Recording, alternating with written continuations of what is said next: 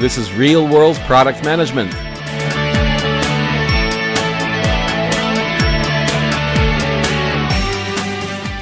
Hello everyone, this is Vlad, pulling up my nose here with Real World Product Management. Today's the 19th episode, and this is probably going to be the last episode in this current format.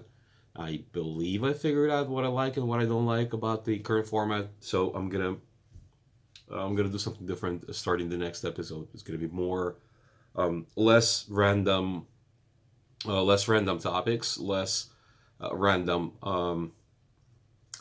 thoughts. I don't want to sound like I have no idea what I'm talking about, but I just want to streamline and make it more consequential. So starting from the next episode, you probably want to start getting into the cadence of like listening to this episode that will trigger the next, that will next, and the next. So this way it should, hopefully, from my personal opinion, should make a little bit more sense. So we'll see how that's going to work out. Again, this podcast is a product, so we continuously experiment with it. I continuously experiment with it. So we'll see if that is going to work. But again, it's not like I have 500 million people listening to this. By the way, if you're listening to this, there's a YouTube version. If you're on YouTube, there is a pure podcast version. We are on Spotify, Apple Podcasts, Google Podcasts, Pandora, iHeartRadio. We're on Amazon now. Apparently Amazon has their own podcast thingy. I didn't know, but I'm there now. And on any other podcast catalog imaginable, I guess. So subscribe, hit the like button. Hit the like button. I don't know why everybody does that. I don't know. And there's another thing that kind of bothers me.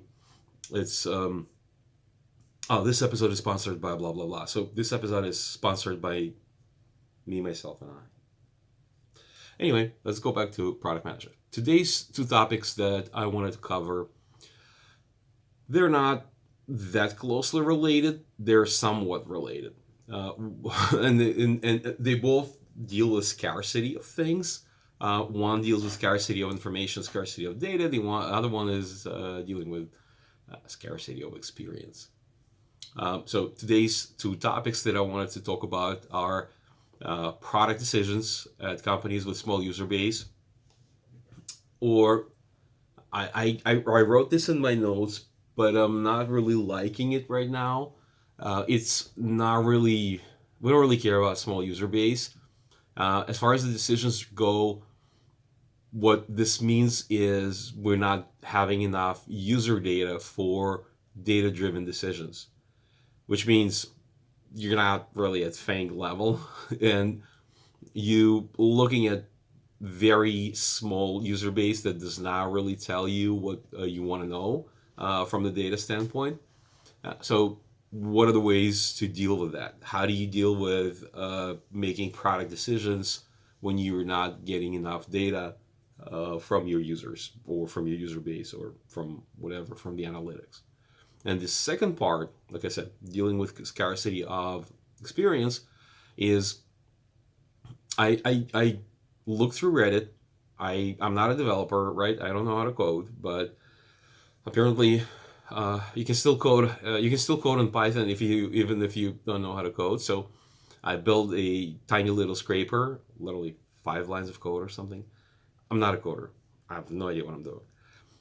So I built a little scraper that calculates that gathers the topics in our product management, and I try to summarize them. Obviously, that part it was done manually, so I collected about 250-ish. I don't remember the number. Was cut off by date, I think. So I collect about 250-ish titles of topics on our product management.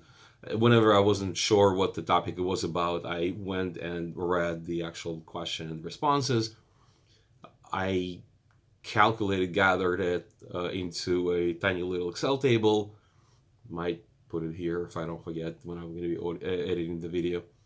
And I posted it on Reddit. Nobody cared. Nobody looked at it. So here's Here's me trying to use it to use the data again. Um, top by a huge margin, the top topic or top theme for questions on our product management was career advice, and it coincidentally it's the same um, with our internal data, the company that I work for. We have about 35,000 people. I think that's the public number. 35,000 people, 35,000 employees. There's a huge chunk of people who want to transition from other specialties into product management, other competencies into product management, and they're all asking the same question: how do I become a product manager if I am not a something something? If I'm a developer, if I'm a QA, if I'm a BA, whatnot. In other words, how do I transition to a product manager role without having a ton of product management experience, even partial product management experience? Like in our organization, BAs do get a lot of product management experience, exposure to product managers because they work directly with product managers, so that's easy. If you're UX, if you're developer, if you're a QA, even if you get to management levels, that doesn't necessarily mean you work with product or you work in product. Things could be different. So the here's the point where data actually exists, and I was able to look at the data and match. This is what people on Reddit are interested in. This is what people at our company are interested in. So it's probably an interesting topic. So that's what I sort of decided to cover. Then again, you don't have to take my word for it. You don't have to trust me. Read Reddit, read online forums, read Levels FYI. There's a ton of stuff out there. What I'm trying to do is share the experience that I get interviewing people weekly. Just last week, I had 4 or 5 interviews for a junior PM role. It was brutal, but these are exactly the people that are trying to get into the product management. We want them to get into the product management, but second part of this episode. So back to product management problem. Decisions with the lack of data for data-driven decisions. It's a product management problem, obviously, when you don't have enough data to truly trust the data-driven decision approach. It's easy when you work at Google, Spotify, Netflix, when you have a ton of data that you can rely on, and your problem is not getting the data. Your problem is interpreting the data or using the data smart enough to make that decision. But you don't have a problem with data. Data is there. You have something to look at. It just so happened that in quite a few roles, we call them engagements. I keep calling them engagements. Quite a few roles where I was a product manager, I did not have that data. Whether I was building a new product, extending the existing product, building a new feature, or trying to convince people that the idea that I have is worthy of building a product, it came up with not having sufficient amount of data. And what do you do? I feel like saying like, oh, the kids who are in product manager roles have it easy these days because now we know to collect all this data. Now we know we need to get all of that on the books. But back in the day, we didn't. That's not true, actually. Let me stop myself right there. That's not true. There are still cases, especially in the enterprise product, where you would not have enough data. Either your client base is very small or you're solving a problem that was not solved in a meaningful way before, or there are other things that or data may not be available to the organization and it's private data or whatever proprietary data at other organizations, so you can't get that information easily. You can't use anything in sufficient enough quality and volume to make data-driven decisions. So how do you do this? How do you cope with this? How do you address that? How do you address this problem? Right? It's first of all, it's your problem. It's a product manager problem because ultimately you're the one making a decision, and you're the one responsible for the outcomes of making that decision. Ideally, you should start that, again, from my experience, not saying this is end all be all truth. From my experience, you still go for customer problem. You still need to identify what the customer problem is. What is the problem you're trying to solve with this product, with proposed product, or with this feature, or whatnot? What really is a problem? You could identify early enough a sufficient amount of people are having this problem. That is your one of your early and available data points where you can interview users early, interview users often, and get that data point. If there's data to be had, go get it.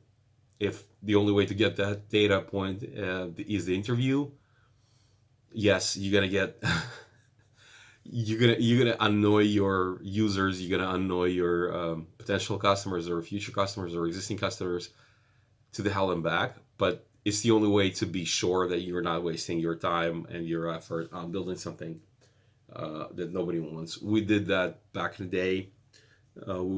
I told this story already. So we tried to build a built-in messenger. We tried to create a built-in messenger in the product to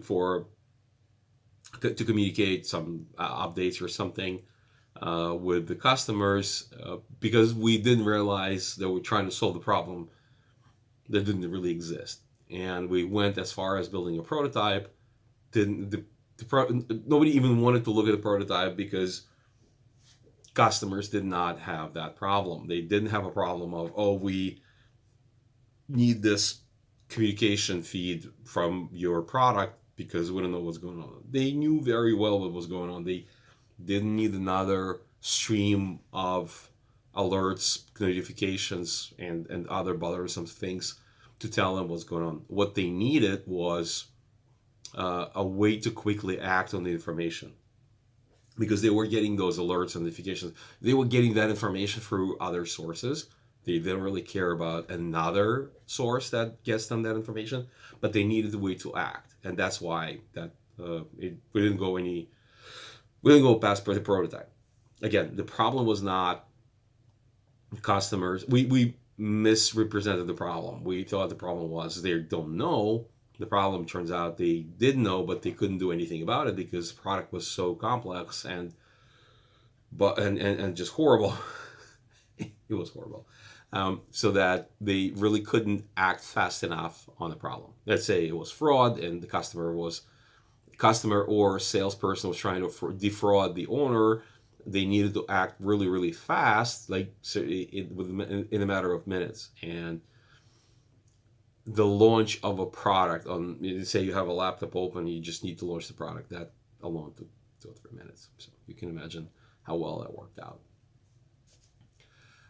Still, experimentation was good because, again, we misrepresented the problem to ourselves. We didn't realize what the true problem is. So we thought that problem was lack of information or information not getting to the customers fast enough. So we went through experimentation, and even though it was some effort sunk effort down the drain, however you want to position it, we didn't go too far. It only took us a couple of weeks and maybe, 10 hours spread thinly across those 2 weeks to identify that, nope, this is the wrong way to go. We don't want to do that. So yes, you risk sinking some money into this hole, but it's comparatively speaking, it's pocket change. Yes, you're risking sinking some money down the drain, but you experiment really, really early in the game. You try things, you show things to your users, or you try things with your product, and you quickly realize that, oh, let's stop right here. It's a mistake. Let's pivot. Let's abandon this idea and move to something with more merit. And by asking users, asking your subject matter experts, by doing a lot of experimentation, you develop what we call a product manager's gut feeling. It's a thing. We talked about it last year. I don't like to bring it up because it gets abused more often than it should. Uh, you get, I don't know, fresh MBA with about 2 months experience on the workforce, and they start telling you about their product manager gut feeling. I don't know about that. I don't know. They may have a gut, but and by gut, I mean they have guts to make a decision, right? But I don't know about gut feelings at all.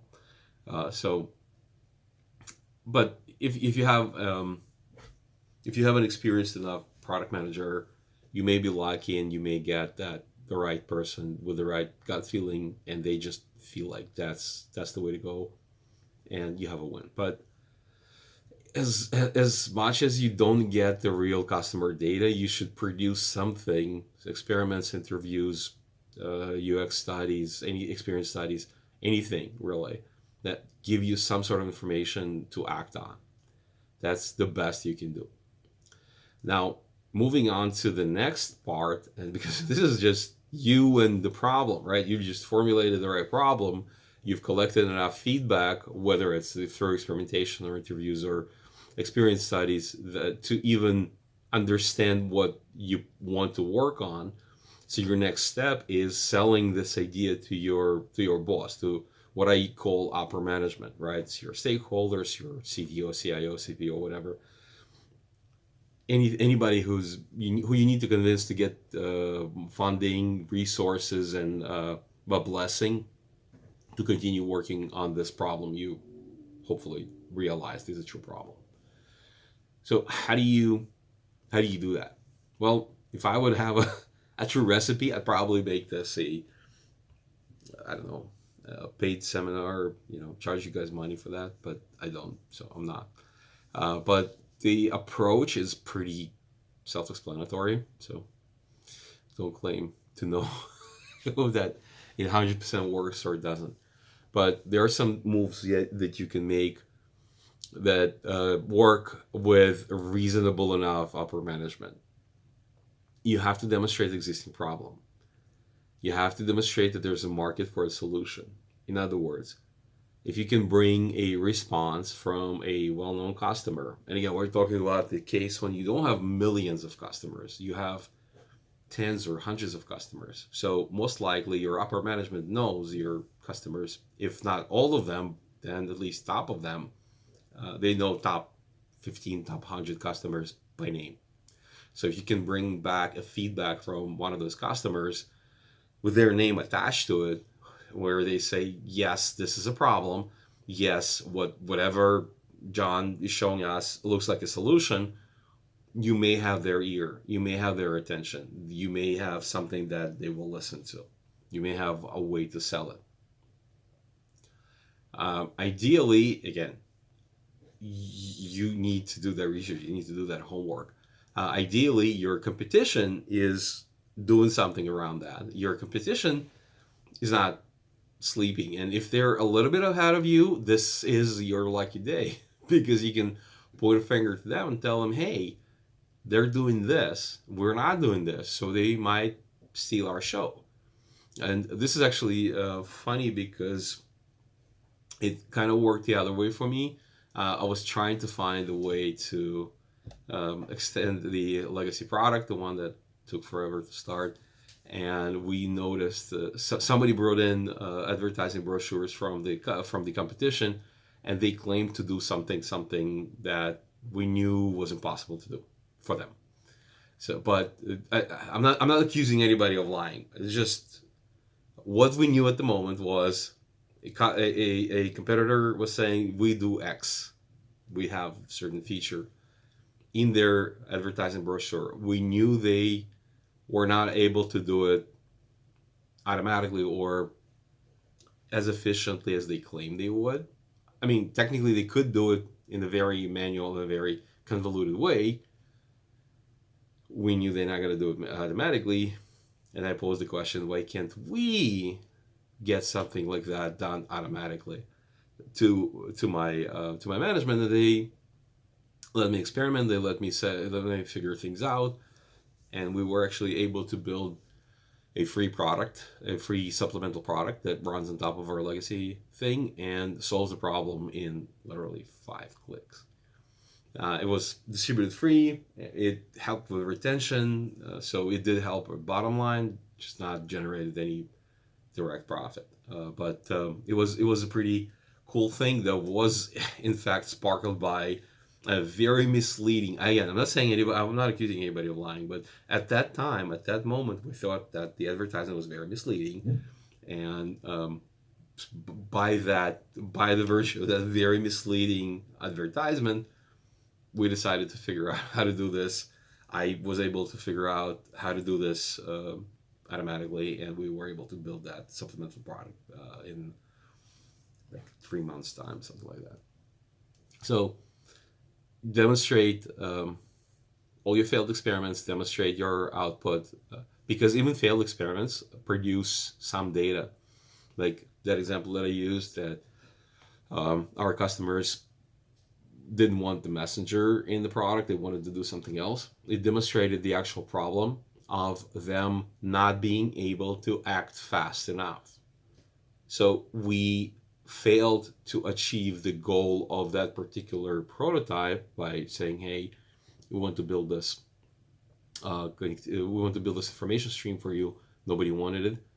Yes, we failed at that objective, but we uncovered a different one. We uncovered an deeper underlying need of taking faster action, of getting things done faster. That we kind of knew that our product is not designed for taking fast actions, but it led us to look at the problem from a completely different angle. So now we weren't thinking about, oh, how do we do this or how do we do that. We started thinking about this product in terms of efficiency. How fast can you do things? Like, yes, you can do this, but it takes you 5 minutes or 10 minutes or whatnot, or you need help. Can you do this really fast? So looking at the product, looking at customer problems from a completely different angle helped us rethink some of the strategy. I don't want to go very deep into that. All I'm saying is even your failed experiments are useful if you're running them with a specific hypothesis in mind, with a specific ideas, and you're tracking the results. It's just like, oh, it worked, it didn't work. Why? Why you think it worked? Why you think it didn't work? What went right? What went wrong? What was the actual feedback? Can you see any other things in your feedback rather than did it work, didn't work? And again, if you have a million clients, it's hard to have a meaningful conversation.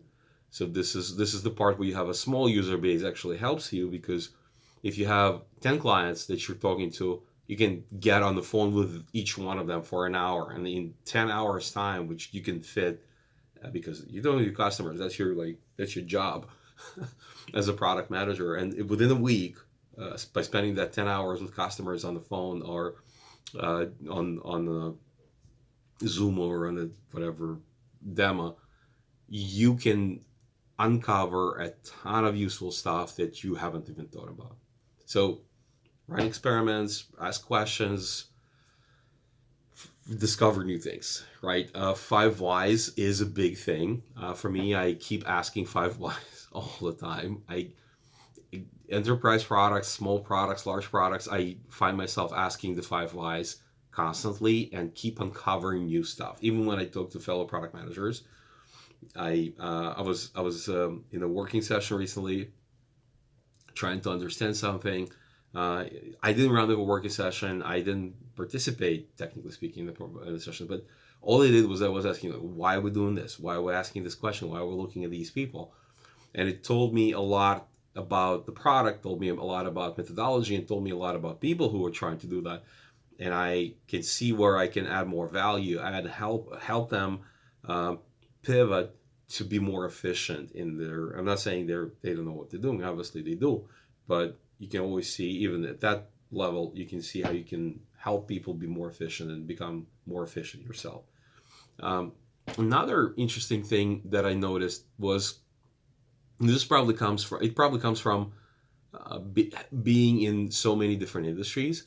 I know it's not not very popular idea to jump jobs, or well, jumping jobs is a good thing, but some I noticed people try to tend to stay within the same industry, like people in fintech. Oh, I'm a PM in fintech. I'm like fintech or healthcare. No, I only do healthcare. So I don't. I've been in healthcare. I've been in enterprise products. I've been in retail, all over the place. It's bad because I don't get to go really deep and spend years and years and years figuring out all the underlying problems and like you know sophisticated little things within the same domain of knowledge. But what I do get as a you know win some lose some benefit, what I do get is I get to learn how things are done in different domains, and I can bring that experience into the domain I'm currently in and say, hey guys, we don't need to reinvent this because it's already been sold in another industry. As an example, we were struggling with certain ways of doing things in the retail. And I brought a couple of ideas from healthcare, and I said, hey, listen, healthcare already sold that. Here's how they do it in healthcare. If you build it this way, you're because you have slow transactions. You don't have to do like real time transaction or something. You can basically create a message queue and do something like that.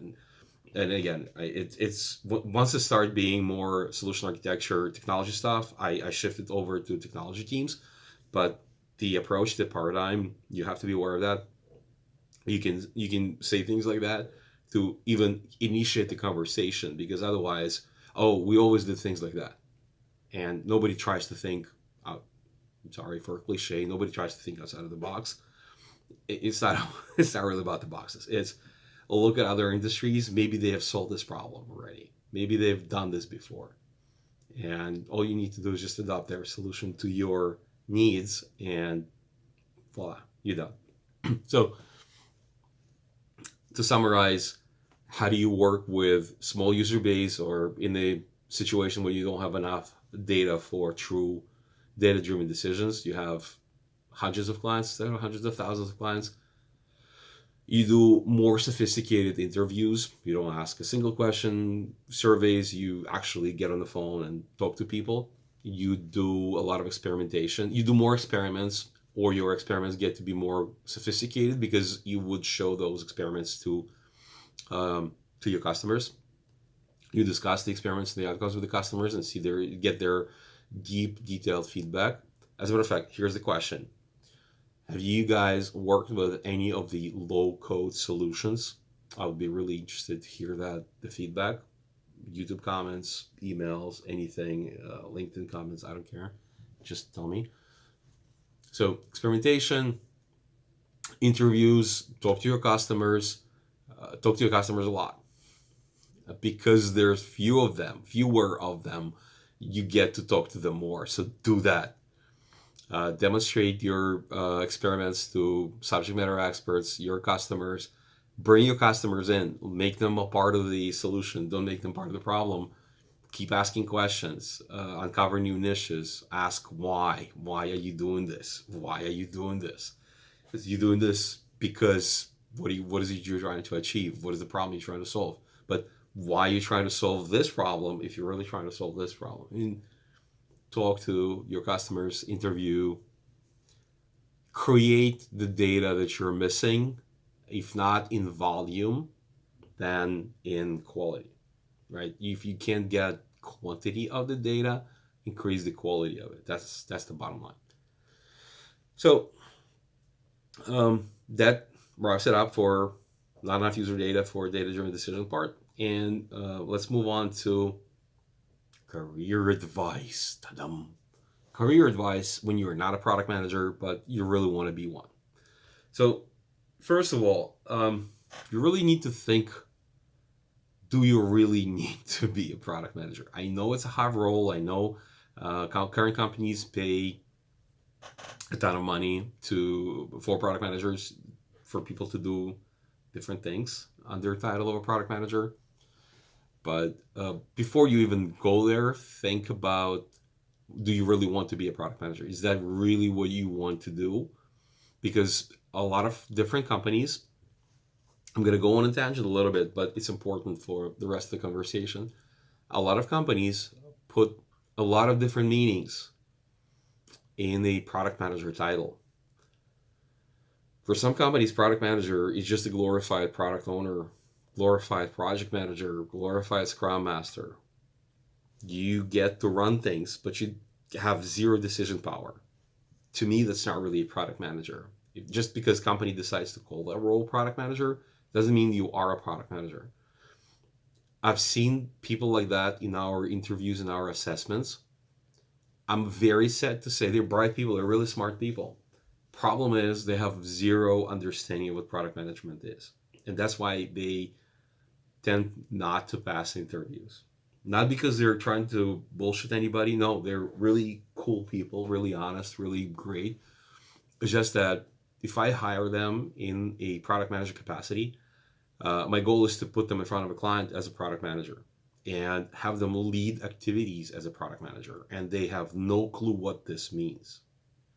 So for all intents and purposes, they're not product managers. They have no idea what they're going to be doing. And if they're going to try to do things they think they know, it's going to jeopardize our relationship with the client.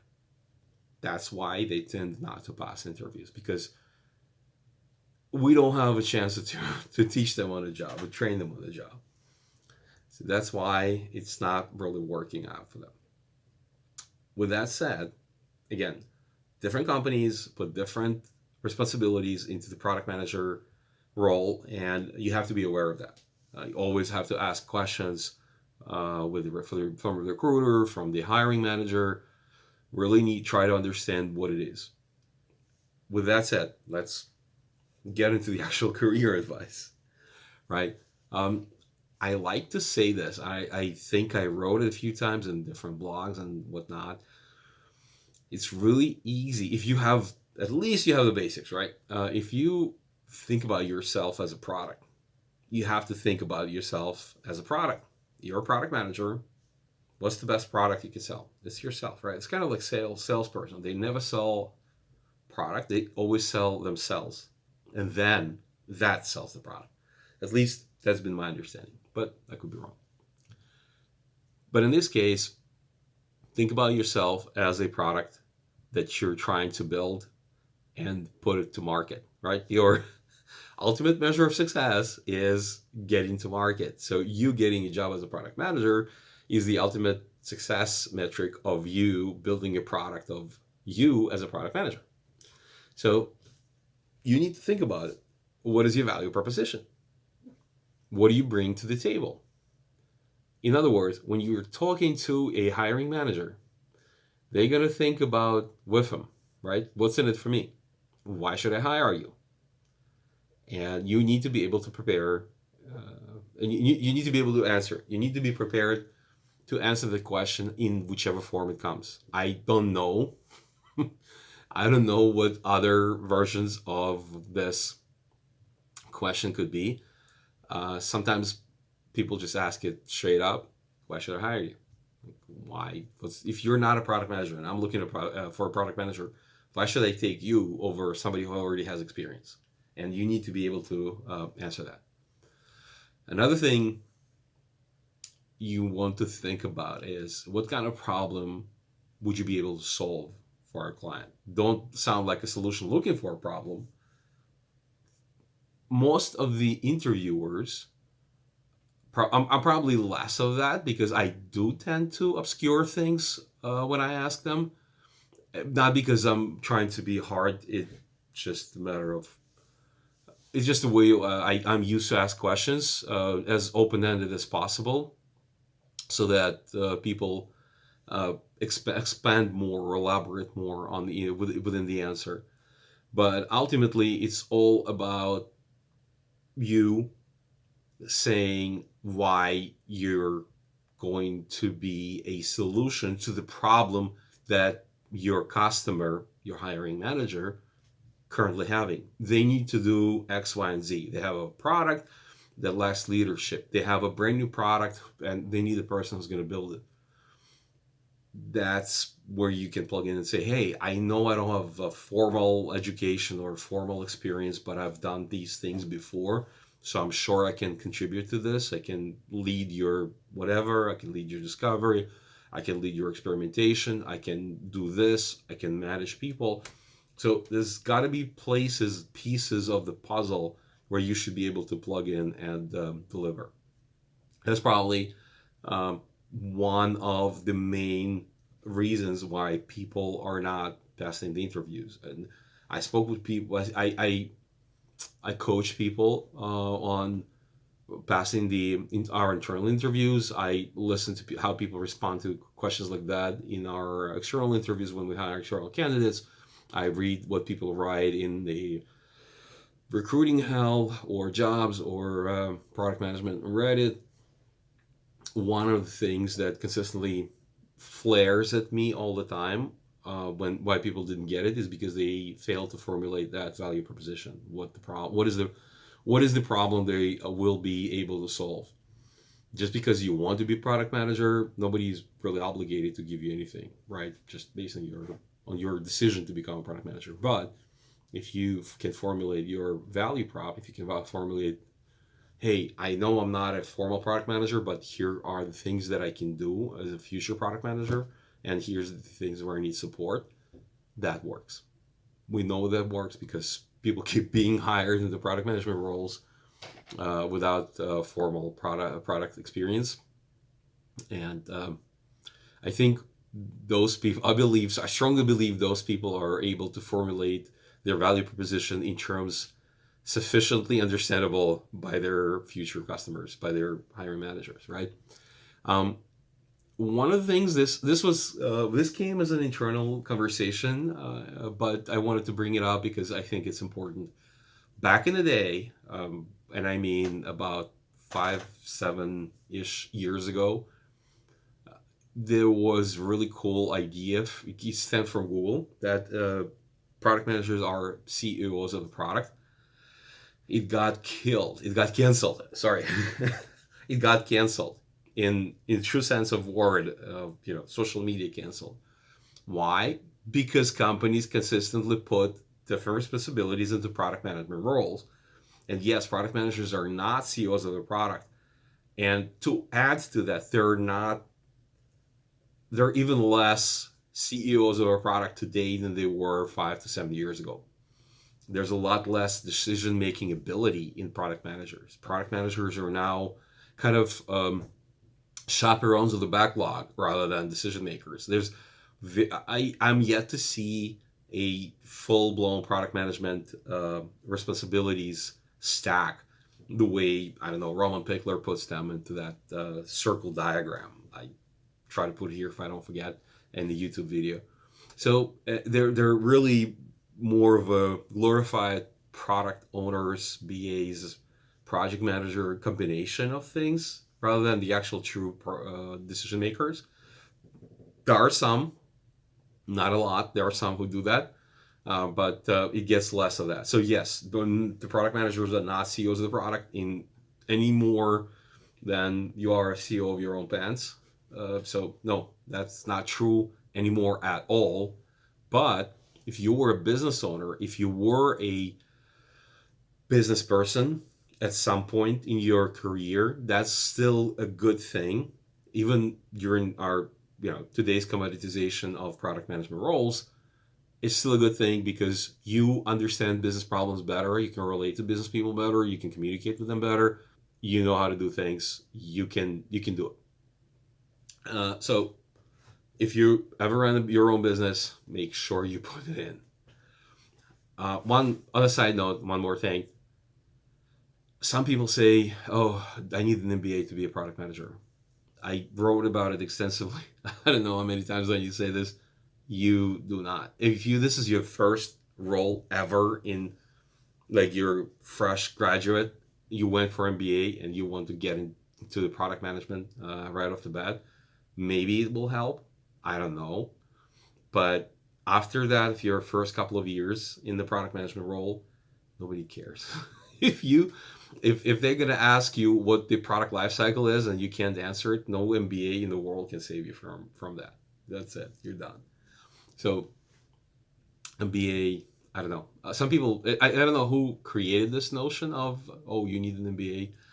I don't want to sound like a conspiracy theorist. I mean, my beard is not that long yet, but yeah, no, no. MBA schools created the notion. Totally. Okay, so how to position yourself for the conversation where you didn't have a product things to do, but you still want to do product things. You want to become a product manager. Look at Pickler's diagram, right? Don't be afraid. Just because it's not true anymore doesn't mean you should not relate to it. It's true in a way that product managers end up doing some of the stuff there, not all of it, but some of the stuff. Yes, they absolutely do it. And if you did it in your previous life, it's really good to relate to it. We have a ton of BAs who transition to product manager roles because they've done stakeholder management, they've done backlog management, they've done road mapping, even at the smaller scale, right? Not a product scale, but they understand what the hell product roadmap is and how to deal with it. Even if they have never done a product roadmap, they've done, I don't know, a capability, a feature roadmap, PI planning, 4, 5, 6 sprints planning. They know how this works. They just need to learn how to scale it up, and that's kind of how you should look at it. Find things you did that can relate to the product person's experience.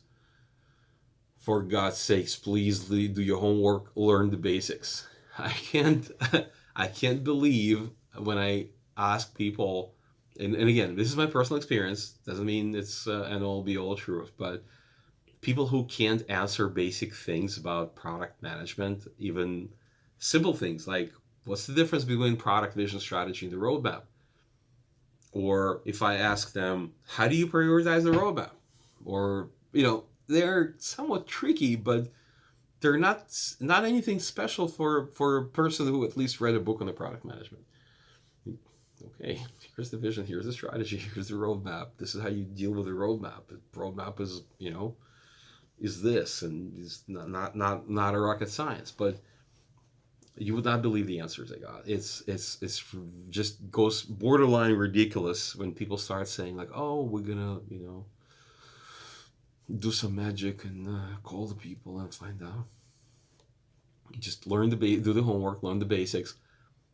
Even if nobody's no, I mean, I'm yet to hear about somebody's experience when they were asked questions by the book. I'm yet to hear about a single product manager interview. What it does, it organizes your mind in a way that how to do things with a product mindset. It gives you the vocabulary that you should use during the interview. I notice some people tend to use the words iteration instead of the word sprint. It irks me. I'm fine with that. It irks me, but I understand where they're coming from, and I don't have a problem with that.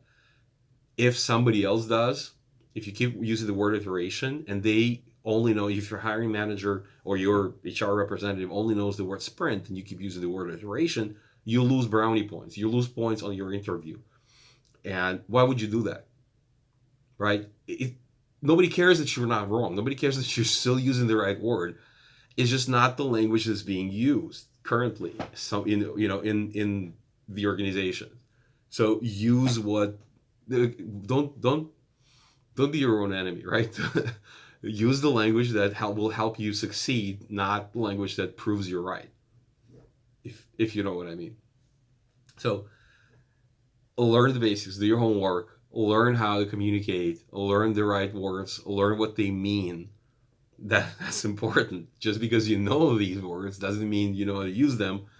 And last week I was in the position when I was literally quoting Princess Bride.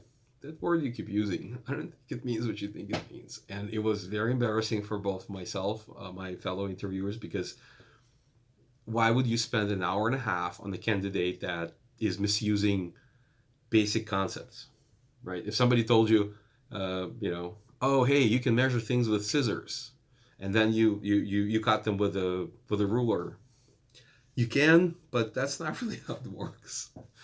So learn the basics, do the homework. There's a ton of information out there. There are actually books on how to master product management interview, and I've never read them honestly. I don't know why, but I haven't read them. But I'm sure they talk about the same thing. I'm sure they tell you that use the right words with the right meaning. Don't try to reinvent the wheel and present it. And Another interesting thing is I'm a big proponent of cases. I do cases all the time on the interviews, on all the interviews. I think cases demonstrate way more than any questions about the experience because they help the candidate look at the problem and approach the problem rather than try to react to sentences that may or may not make sense. If I ask you about the product that you worked on, I don't know that product. I mean, I may know something about that, but I'm not. You spend years or months or years working on it. I didn't. My question may not make sense, and you hesitating to answer or to call me out on it, like, "Hey, Mr. Interviewer, your question don't make sense," will be perceived like you don't really know how to answer it. And I don't want to put my candidates into that position, right? I respect my candidates. I want them to succeed, so I'm giving them the best opportunity I can think of to shine. Here's a brand new product, build it. Tell me what it is. It's not a secret. It's Google does it, Amazon does it. I've been through dozens of interviews with Amazon and Google, and everybody does that. I think Spotify does something similar. So it's a known way to measure. A lot of consulting companies do that. They actually, I was reading a couple of things online the other day. Deloitte, McKinsey, and BCG have a very specific case, and because they have tons of experience, they specifically tailor the case in such a way that they give you so much information that you don't have time to process it. So if you don't know how to deal with the case that those companies giving you specifically, you're never going to succeed. So they got so good at it, and it just amazes me. They got so good at it that they deliberately throw curveballs in each case, and people know about those curveballs, and they still fail because these cases are so magnificently put together. So I'm just trying to express a lot of respect to how those cases put together. I absolutely love this idea. I wish I could do a dry run. I've heard there are some groups where you can actually do that, like do mock interviews. So that's probably something I should do in my future. And there actually are groups that help you with the interviews. So that's one other thing you should do. If you can get your hands on those mock interviews or practice interviews for product management to get the feel of it, I recommend you do that so you would know what is being asked and how it's being asked. Because in my head, in my mind, the way I've seen it, the way I experienced it, the way I run my interviews, it's very different from everything else. Even BA role is different than product manager. The way the interview is conducted, the way the interview is conducted for BA roles are completely different. Like there's no cases, there's no long running case with follow up questions and all that. So do that. Do it for yourself. Do it for practice. If you want to succeed, do that. And one last thing: set realistic expectations. This is another thing that I've noticed. My last couple of interviews, last couple of weeks were very rich with interviews. So I'm speaking from experience here. Set the realistic expectations as to what is the level of knowledge what level what position level your level of knowledge will give you. It's good to be ambitious and ask for a director level when you haven't worked a single day as a product manager. Yes, that happened, but be realistic. Right? It helps you because I tend to throttle my questions based on the perceived candidate's own perceived levels. If the candidate says, I want to be, a director of product, I'm going to ask questions that are suitable for director of product. If a candidate says, I want to be, product manager, regular product manager, I'm going to throttle the questions and ask questions as I would expect the regular product manager to know things. So this way, you're not going to put yourself in a position where you're losing before you even started, right? It's kind of like you ask for your ambitious goal, that's great. I'm not saying you should not have an ambition. You should have realistic expectations. If you want to interview for a position of a product director and all you did was 6 month internship, I don't know. I really don't know. And maybe you had other things you've done that are similar to product management. You have some relevant experience. That still doesn't make you a director of product. So try to be more realistic with yourself and with others, meaning your future colleagues, your customers, your hiring managers and whatnot. That helps you succeed. I'm sure there are hiring managers that are looking for reasons to fail the candidate. I know they're out there. Most hiring managers want to hire a person they can trust. They don't want to they don't want to keep looking for years. They want to get that person on board and be done with it. So if you can prove that you are that person, you don't really need to struggle, right? So in that sense, don't be your own worst enemy. Do things right, and you're going to be successful. So that's a wrap up for today. We've talked about product management problem, not enough user data, do interviews, do experiments, convince your upper management to give you more resources to continuously run experiments, and if you can't collect the quantity of the data you want, make it up in the quality of the data you get. And we talked about the career advice.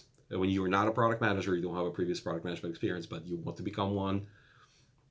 Formulate your value proposition. What do you bring to the table? Why you should get hired? You should be able to answer that question. Specifically, especially when you're not a product manager, you want to be able to answer that. You want to be able to say, hey, I know I'm not a product manager, but I can do this, this, and this. You should definitely have some relatable experience to what the product managers do.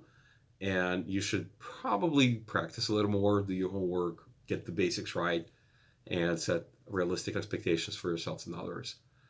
That's it for today. Thank you so much for listening. Thank you very much for watching. If you are watching, there's a YouTube, there's a podcast, there's a transcript on my website. So whichever one works for you, please don't forget to, hang on, how do you say that? Like and subscribe and like and subscribe, hit that notification, whatever. Just enjoy it. It's all yours. Thank you. You've been listening to The Real World Product Management, and I've been your host, Vlad Grubman. Until the next time.